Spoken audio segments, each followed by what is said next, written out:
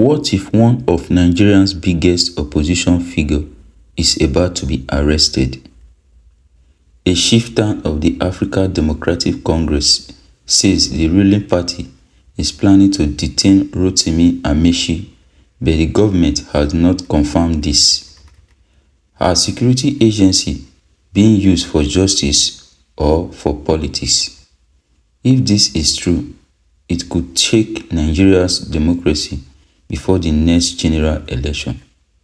Tonight, we break down what is fact, what is strategy, and what this means for the 2027 race. Please like this video, subscribe and stay with us because this story goes deeper than you think. A senior member of the African Democratic Congress, Sunday Ohaku, has raised alarm. He claims there is a plot to arrest former Rivers State Governor and former Minister of Transportation, Rotimi Amaechi.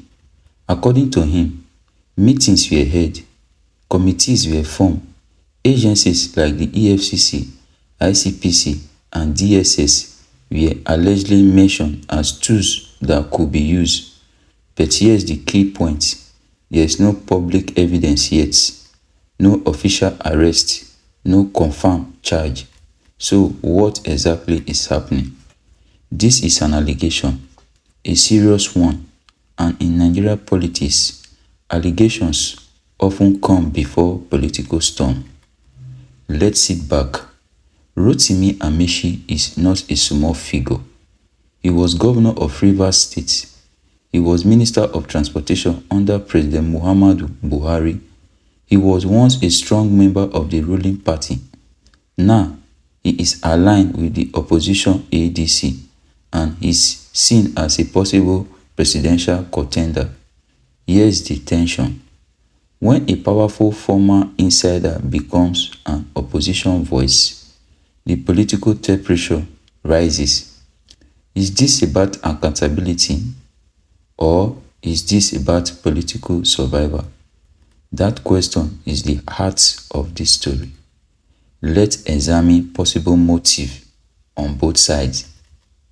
The first scenario is that if anti-graft agencies are reviewing past records, that is within their legal duty. Public office holders can be investigated. While the second scenario is that if investigations are being pushed to weaken a presidential hopeful, that becomes political weaponization. Notice something important. Ohaku's statement does two things. The first one is that it warns the public before any possible action, while the second one is that it frames any future investigation as a political attack. This is strategy. In politics, perception can be more powerful than proof. So we must ask, is this a real crackdown or is it political pre-defense? Here's what many headlines ignore. Amaechi served in the same ruling system he now criticizes. If they were issued during his time in office, why now? Why not earlier? Timing in politics is rarely accidental. If investigations suddenly intensify during election build-up, it raises eyebrow. But also remember this: anti-corruption agencies do not need election season to act. They can investigate anytime.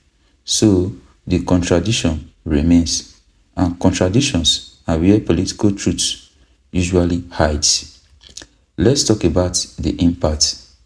If security agencies are seen as neutral, democracy stands strong. If they are seen as political tools, public trust falls. Nigeria has a history of political tension before election. Citizens are watching. Opposition parties are watching. International observers are watching because this is not just about one man. It's about institutional credibility. But here's the part nobody is talking about. What if this entire narrative benefits both sides?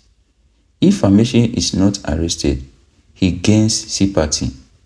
If he is arrested without strong evidence, he becomes a political matter.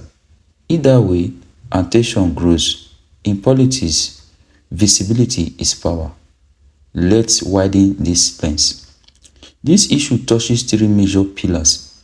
One is democracy. Can opposition leader operate freely? While the second one is rule of law. Are investigations independent? And the third one is election integrity. Will 2027 be free of intimidation? If Nigerians begin to believe that politics determine persecution, investor confidence may drop. Markets react to instability. Citizens react to fear. And democracy weakens when trust weakens. But we must stay balanced.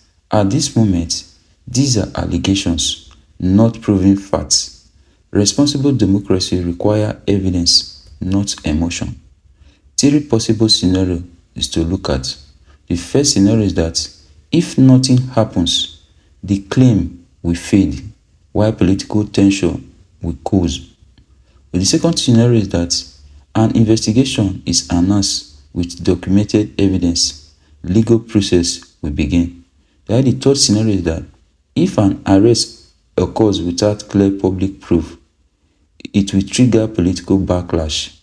Each path leads to a different Nigeria, and the months ahead will reveal which direction the country takes. So here is the real question. Is this a fight against corruption or the beginning of an election power struggle? In politics, timing is everything, and in Nigeria's road to 2027, every move counts. Drop your thoughts in the comments.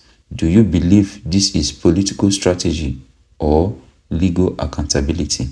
Please like this video, share it, subscribe for deep investigative political analysis every week, because in times like this, informed citizens are the strongest defense of democracy, and we will continue to follow every development. Stay alert and stay informed.